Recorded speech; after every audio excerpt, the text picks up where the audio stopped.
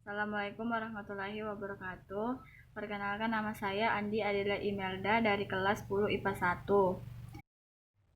Kali ini saya akan melakukan presentasi mengenai virus.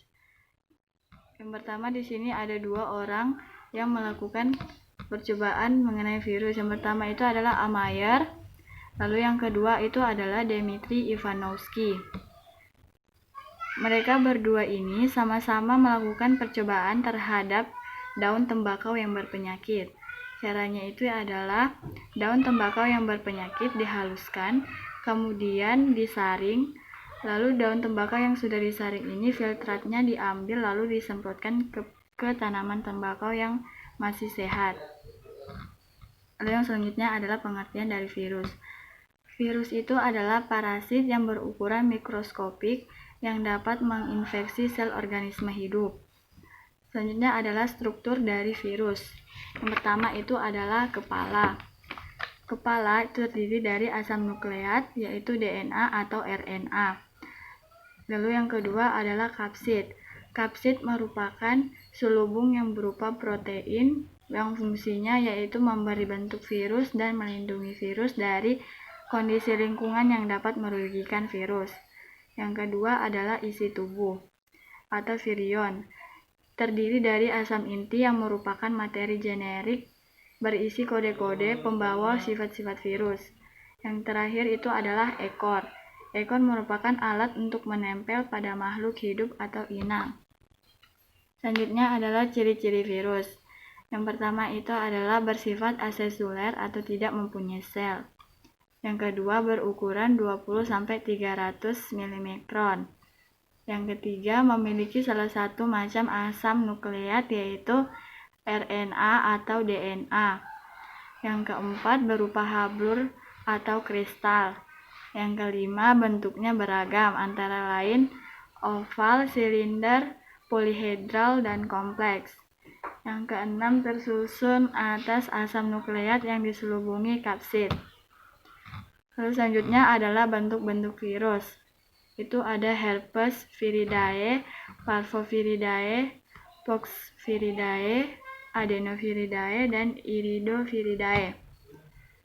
Lalu selanjutnya adalah cara-cara virus menginfeksi bakteri. Yang pertama itu adalah secara litik. Di sini pertama bakteriofag melekat pada bakteri. Setelah itu fag DNA masuk ke dalam sel inang, kemudian terurai. Dalam sel inang ini akan terurai. Kemudian fag DNA yang sudah terurai tadi akan membentuk virus baru. Kemudian virus baru yang ada dalam sel inang akan melakukan transkripsi dan translasi. Setelah itu virus baru akan keluar dari tubuh inang dengan cara menghancurkan dinding sel inang. Yang kedua adalah secara lisogenik. Bakteriofag melekat pada bakteri. Setelah itu fag DNA masuk ke dalam sel inang. Kemudian terjadi penggabungan antara DNA dengan kromosom bakteri dan membentuk profag non-infektif. Setelah itu kromosom akan bereplikasi selama beberapa kali.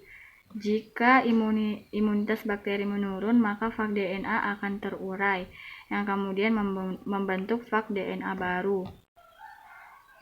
Setelah itu, virus baru akan keluar dari tubuh inang dengan cara menghancurkan dinding sel. Selanjutnya adalah virus pemakan bakteri atau bakteriofag. Bakteriofag atau fag adalah virus pemakan bakteri yang ditemukan oleh Frederick Twort dan Felix de Herel. Bakteriofag menyebabkan sel bakteri menjadi pecah. Lalu virus yang menyerang pada makhluk hidup. Yang pertama adalah pada tumbuhan. Di sini ada penyakit kuning pada daun tomat akibat bean golden mosaic virus. Lalu ada mosaik pada daun tanaman tembakau dan daun menggulung akibat turnip yellow mosaic virus. Yang kedua pada manusia.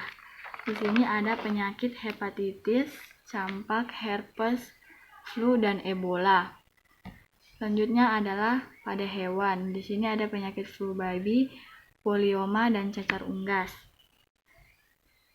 Peranan virus tidak hanya merugikan saja, tapi juga bisa dimanfaatkan dalam bidang kesehatan, seperti pembuatan vaksin.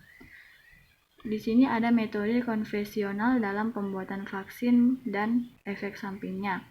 Yang pertama itu adalah vaksin dibuat dari patogen yang dimatikan oleh bahan kimia atau pemanasan.